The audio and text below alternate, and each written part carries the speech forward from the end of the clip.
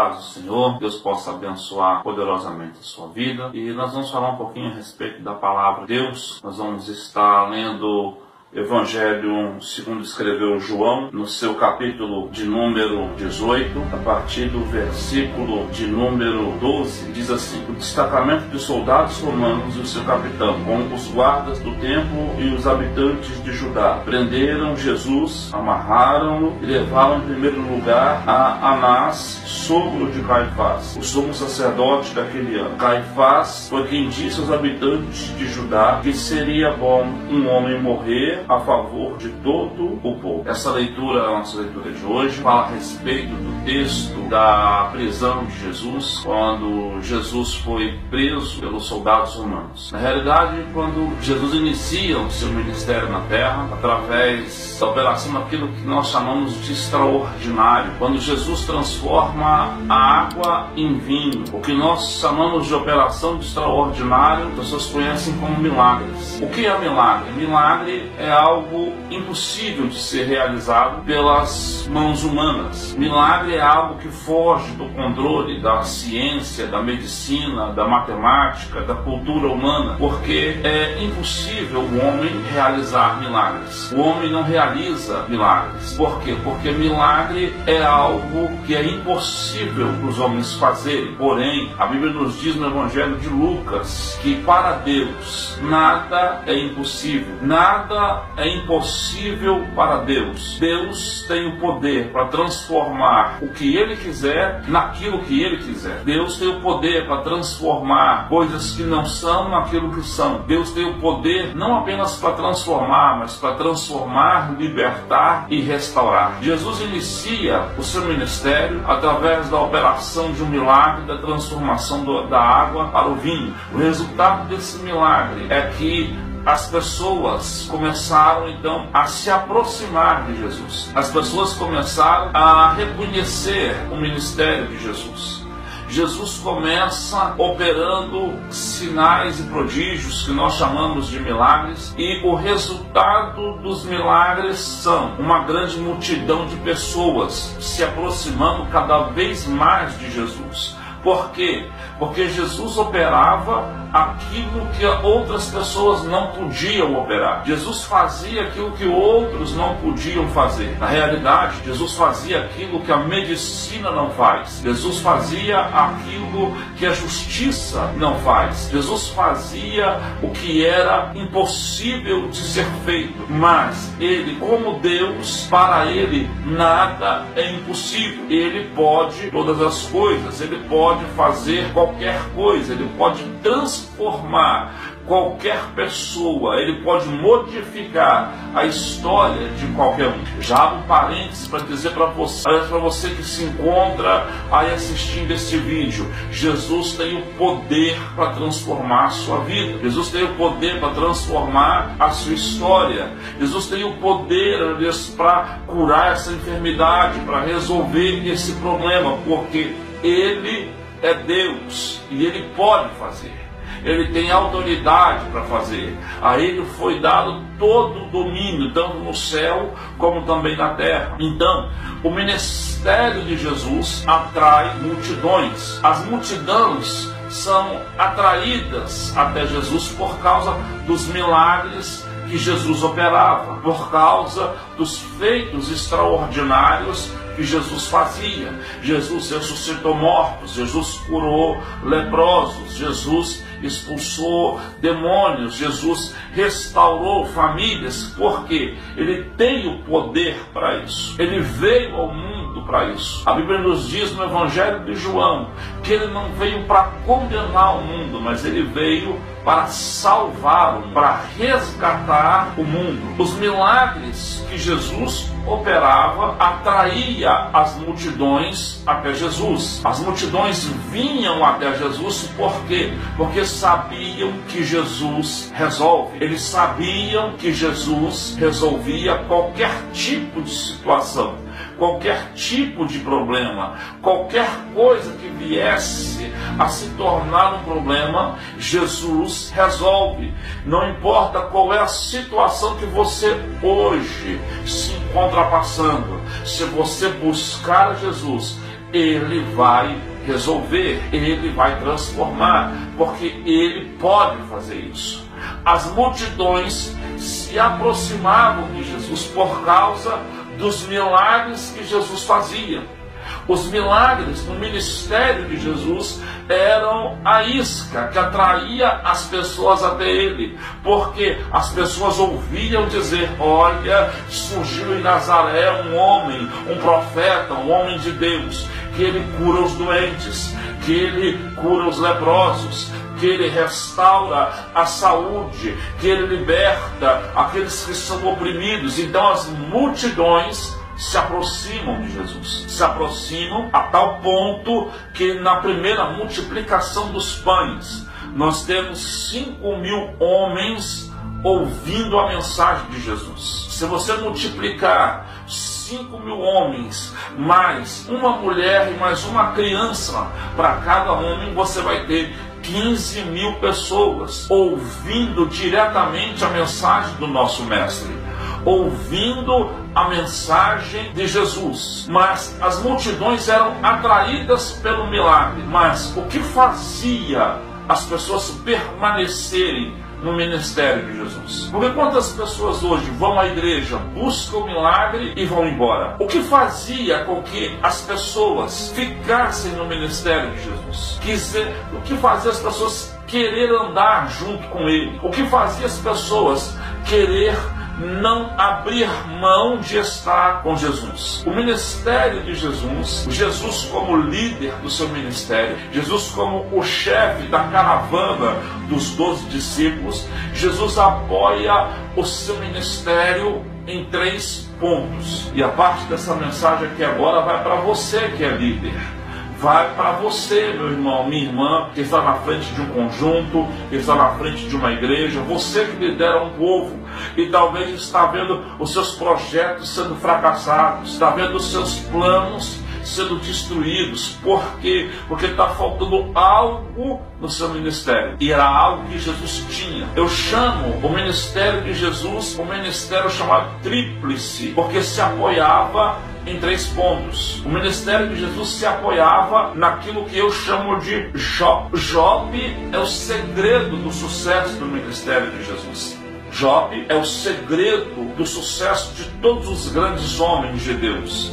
Job é o que levou o ministério, não somente de Jesus, mas o ministério de grandes homens de Deus, a um patamar muito mais elevado do que se imaginava. Mas, irmão, então o que é Job? Talvez você esteja se perguntando: o que é Job? Será que é algo novo? Será que é algo que não tem na Bíblia? Não, meu irmão. Job é jejum, oração e palavra. O ministério de Jesus tinha jejum, oração e palavra. Por isso que o ministério dele crescia. Por isso que os planos dele iam à frente, está entendendo? Por isso que os projetos de Jesus davam certo. Porque Jesus tinha jejum, tinha oração e também tinha palavra. O ministério de Jesus, ele atraía as pessoas pelo milagre. Mas o que sustentava as pessoas no ministério de Jesus era a palavra que ele pregava, era o jeito que ele ensinava. A Bíblia nos diz que as pessoas diziam assim: olha, ele prega, mas prega como alguém que tem autoridade para fazer isso.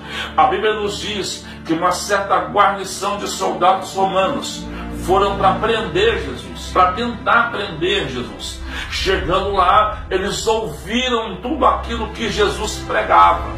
Eles ouviram a mensagem que Jesus pregava e eles voltam maravilhados, sem prender Jesus, sem colocar a mão em Jesus. E quando os sacerdotes perguntaram: por que é que vocês não prenderam ele? A resposta foi essa: porque ninguém fala como ele fala, ninguém fala o que ele fala, ninguém fala do jeito que Jesus fala. O ministério de Jesus tinha palavra. Por quê? Porque aonde tem palavra, os projetos dão certo. Aonde está faltando palavra, a tendência é o fracasso, a tendência é não funcionar. Mas se você começar a aplicar o método de jejum, oração e palavra, você vai ver que aquilo que não está funcionando vai começar a funcionar novamente. Ou seja, Jesus atraía a multidão pelos milagres, mas mantinha a multidão perto dele por causa daquilo que ele pregava, por causa da palavra que ele pregava. Não somente do jeito, não somente a palavra que ele pregava, mas também o jeito que ele aplicava a palavra. O segredo de sucesso do teu ministério não tem que ser a sua boa oratória, não tem que ser a sua aparência, não tem que ser o louvor bem afinado ou bem ensaiado, não. O teu ministério tem que estar apoiado dentro da palavra, enquadrado dentro da palavra. Por quê? Porque a palavra faz a diferença. Porque quem se apoia dentro da palavra é semelhante ao homem que edificou a sua casa sobre a rocha. Os ventos vão vir, as tempestades vão vir, os ventos vão bater contra, vão, mas essa casa, esse ministério, esse chamado se encontra apoiado sobre uma rocha. Por isso que Jesus não se abala com perseguição, por isso que Jesus não se abala com crítica, por isso que Jesus não se abala com que as pessoas, com que os sacerdotes comentavam a respeito dele, porque ele estava apoiado na palavra.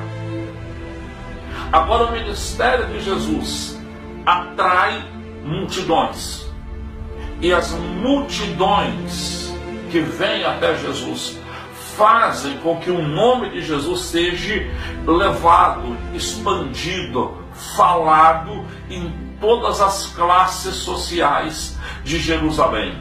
O nome de Jesus se torna o nome mais comentado nas redes sociais de Jerusalém. O nome de Jesus se torna o nome mais falado, não somente em Jerusalém, mas também em Samaria e em toda a terra de Israel. As multidões levam o nome de Jesus. Resultado: quanto mais multidão, mais olhares o ministério de Jesus atraía. Quanto mais multidão, mais olhares, mais atenção do sumo sacerdote era atraída. Caifás queria saber quem era Jesus. Caifás tinha um desejo de saber quem era Jesus. Por quê? Por causa da multidão, por causa das multidões que iam até Jesus. Haja vista que vários sacerdotes se converteram ao ministério de Jesus. Vários sacerdotes se converteram ao ministério de Jesus. Por quê? Porque Jesus pregava o que eles não aprendiam na academia de letras. Jesus ensinava para eles o que eles não aprenderam na faculdade de teologia. Esse é o resultado do ministério de Jesus. Caifás queria conhecer quem era Jesus. Caifás tinha um desejo, mas observe bem, o que faz Caifás ter ira de Jesus, o que faz Caifás ter vontade de acabar com o ministério de Jesus, não era o que Jesus pregava, não era os milagres que ele fazia. O que trazia ira, inveja sobre o ministério de Jesus para o coração de Caifás não era os milagres que Jesus operava, não era a palavra que Jesus pregava, não era o hino que Jesus cantava, não era isso. O que fez a ira de Caifás se despertar contra Jesus é quando Jesus olhava para o céu e chamava Deus Pai. Quando Jesus chamava Deus de Pai, a ira dos homens despertava. Por quê?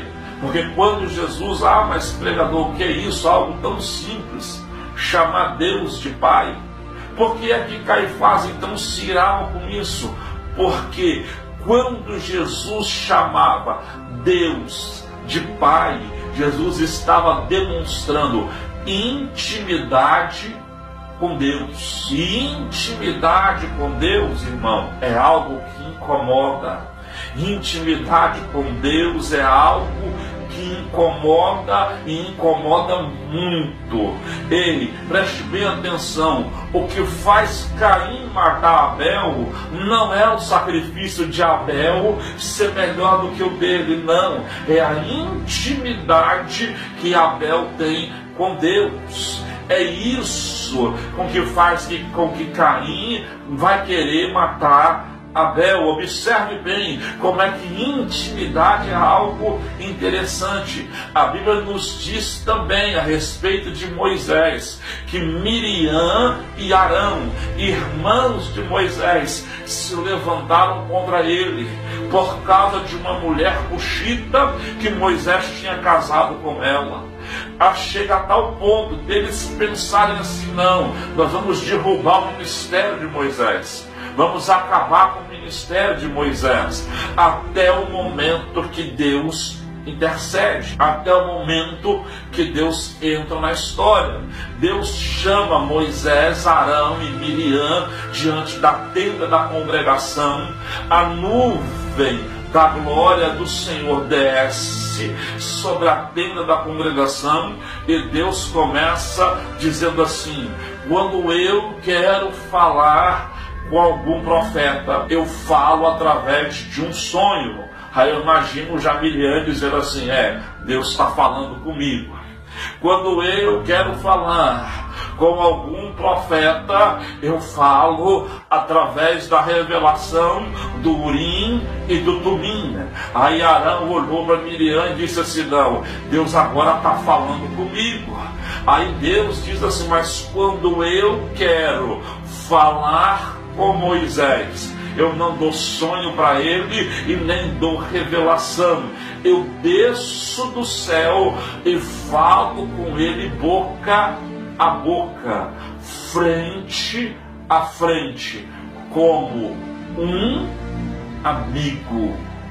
Está entendendo? O que está incomodando muita gente não é a palavra que você prega. Está entendendo, cantora? O que está incomodando não é o hino que você canta, não é o jeito que você canta, é a intimidade que você tem com Deus que eles não têm. E intimidade faz diferença. Intimidade faz Deus descer na terra. Intimidade faz coisas extraordinárias acontecer. Não é você quem faz, mas a intimidade com Deus está incomodando. Por quê? Porque o sofá da sua casa pode ser furado, mas Deus senta nele. A cama do seu quarto pode ser uma cama velha, mas Deus se deita lá com você. A casa pode ser simples, mas Deus está lá dentro com você. E era essa intimidade que está incomodando. É essa intimidade que incomodava o ministério de Jesus. Caifás chega ao ponto de dizer: é necessário que um homem morra em favor do povo. Caifás era o sumo sacerdote daquela época. Ele andava com a roupa de santidade. Ele deveria morrer na cruz do Calvário, mas quando ele disse: é necessário que alguém morra em favor do povo, mas que não seja eu, ele estava declarando: eu sou sacerdote, mas eu sou imperfeito. Eu sou sacerdote, mas eu tenho falha. Mas quando Jesus chega diante dele e diz: eu sou o Filho de Deus, ele estava dizendo: eu sou perfeito, eu não tenho falha, eu posso morrer por eles na cruz do Calvário e resgatar a vida de cada um deles. Jesus morreu na cruz para te resgatar. Jesus morreu na cruz para te dar ministério. Jesus morreu na cruz para te dar pastoreio. Jesus morreu na cruz para te dar vida e vida com abundância. Nunca se esqueça disso. Quem te chamou foi Deus. Quem levantou o teu ministério foi Deus. Quem te consagrou foi Deus. Não se esqueça disso. Não se preocupe preocupe com as perseguições humanas, não se preocupe com as palavras contrárias, porque Deus é contigo e Ele vai te abençoar em nome de Jesus. Amém.